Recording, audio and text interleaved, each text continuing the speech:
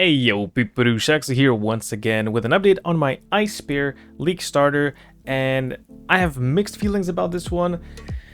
It's good and bad at the same time, but basically with shit gear on a 4-link, I managed to get to tier 16 maps. Now, it wasn't great, right? The boss damage was lacking and everything, but basically it's weird because the clear of this character ranges from 1 or even 0 to 9, let's say, right? Because, well, I'll show you in a second a map, but Sniper's Mark has to do a big part in your clearing, and this is becoming a 2-button playstyle more than a 1. Kind of, you know, like technically you would think that you don't need to click 2 things because it's just 1 skill and it does its stuff, but no, you do want to cast your Sniper's Mark and then hit the enemy with the Sniper's Mark, and then you have like your 6 projectiles, or however, wait, no, 8 projectiles times 7 because of the Sniper's Mark effect. It gets crazy, and they all auto target, and then they chain and stuff. So it gets really nice if you hit the enemy with Sniper's Mark. If you don't, then it's really meh. Okay, let's just say that. But yeah, other than that, now I have a 5-link helmet. This was a very good suggestion from chat. Thank you, Chill, by the way. And yeah, so hypothermia, this is one of my links that I'm planning to use later, and cold penetration is the other one, but I'm still working on my 6-link body armor here. So fusings, no 6-link, all right, never mind. So that's gonna happen later, but for now I'm just using this body armor to get some endurance charge generation, onslaught generation, and 100% increased effective onslaught, which is, you know, 20% attack, cast, and movement speed. Then the ring, snake pit, now it's very cheap, so get good rolls as well if you can, if you want. I got these gloves. So basically these gloves are pretty cool, right? Pretty good. The way that I got them was I bought a different temple mod, right? So I had cold resistance and lightning resistance with the temple mod. And then you go harvest, you change cold resistance to fire, and then you change lightning to cold, and then you convert the temple mod to be appropriate with the cold resistance hybrid, which is damage against chill enemies. This is how I got it. I got really lucky on the 49% because it can go from 30 to 50. So a bit of RNG right there, but technically, right, that's how you can make a cheap pair of gloves. Just getting a different temple mod and then converting with harvest resist swaps. So there's that. And then other than that, nothing really good, right?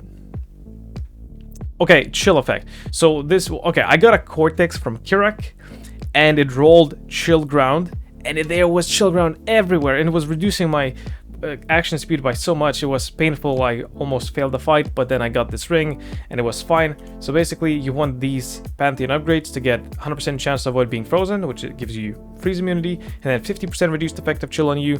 I get 50 reduced effective chill on you on the ring. Boom, you're immune to chill. And that's great. Okay, that actually helps out so much because cast speed, movement speed, it matters a lot, right? With haste and everything, especially when you don't have your movement speed flask, it matters a lot. Right, I got the MTX as well.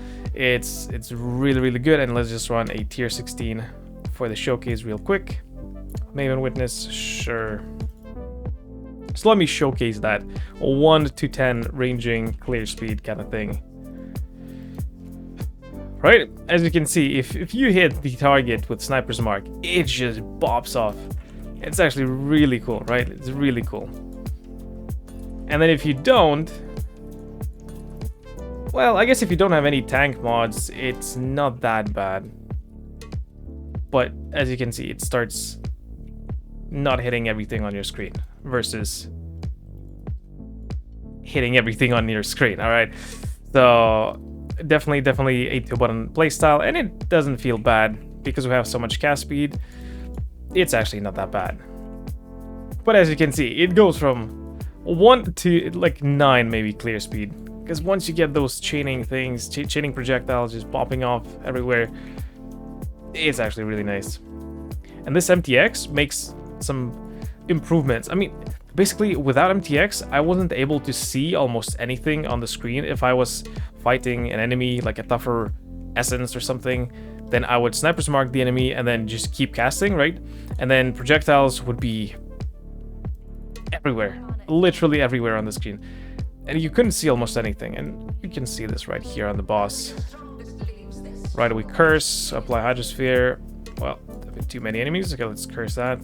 They're gone. Oof. Right, so now you do also have a lot of projectiles everywhere, but you can actually see under the projectiles, so it's an upgrade. A big upgrade. But yeah, pretty much, that was a tier 16 boss. It's starting to ramp now. The damage is starting to be pretty good. The clear is acceptable. Nothing spectacular, right? But the build has to shine. It has to come through on the single target if you want to be this good, right? So, like, this can only be a successful build if we have Omega damage. Because if we don't have Omega damage and we have to stand still to do damage, clear is conditional, right? It's good or bad. As a League starter overall, so far, I think this is not the best pick, but not the worst pick, that's for sure. Because on a 4-link, I managed to go into tier 16 maps, right? Now it's a 5-link, but yeah.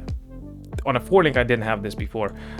It was a little bit painful, but I didn't have my Uber Lab, I didn't have my Anoint. I had completely garbage gear, right? And it managed to get me into tier 16s.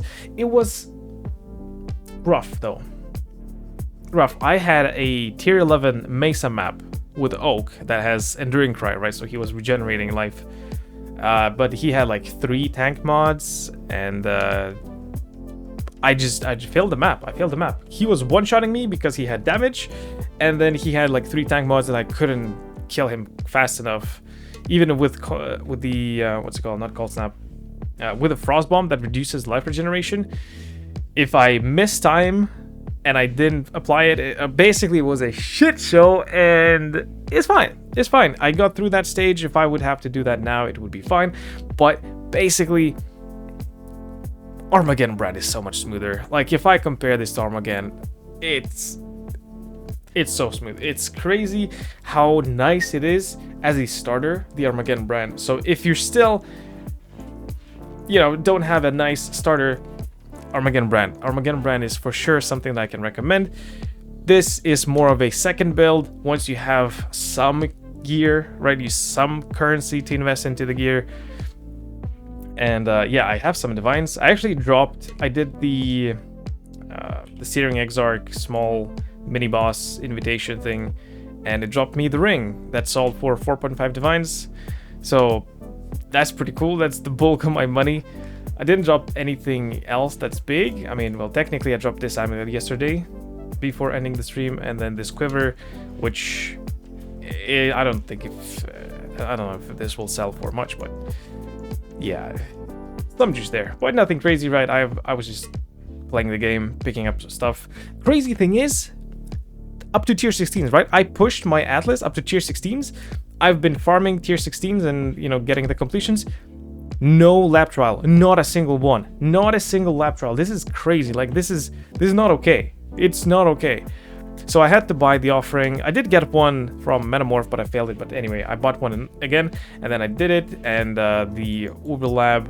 Okay, I can mention Ascendancies real quick, right? So this was my Uber Lab. In POB, so my order in POB was to go for Chain, then go for Tailwind, then go for Projectiles, and then go for Focal Point Mark Effect. However, now that I've played with the skill, and I actually did this in my playthrough, I got Focal Point as my 3rd Labyrinth, right? Because Ricky!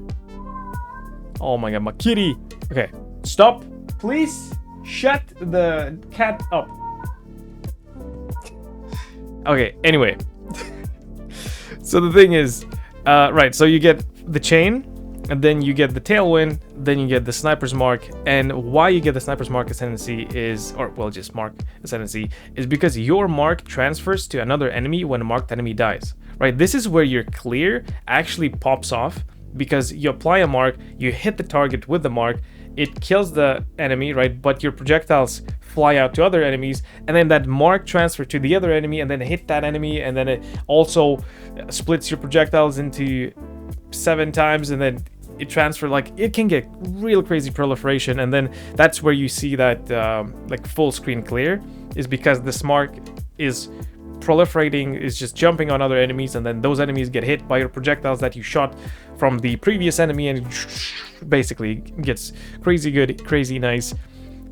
So get that earlier than the +2 proj. And then +2 proj is just damage, clear.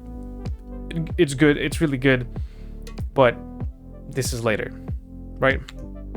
Have it now, and now character is actually feeling pretty nice. Yeah. Well, yep, that's about it.